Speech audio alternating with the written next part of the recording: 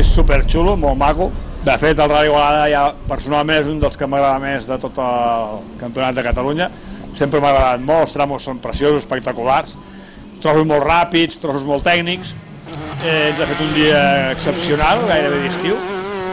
Molta gent a les cunetes, és molt maco de passar-hi també perquè es veu molt d'ambientillo i això també sempre agrada.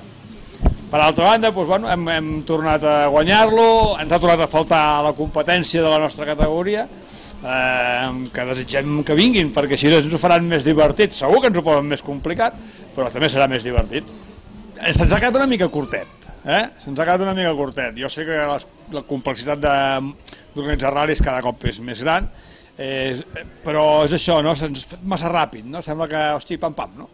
I s'ha quedat com una mica curtet, però bueno, és el que hi ha, sí que és veritat que també hi ha coses positives, clar, et lleves al dematí, vens cap aquí, fas els 4 tramos, els 6 tramos, t'ho passes bé, acabes d'hora i sopar amb la família, que també està bé, no?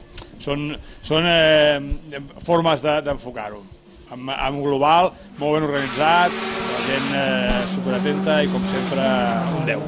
Aquest any l'objectiu era el campionat, l'absolut, era lluitar pel campionat absolut.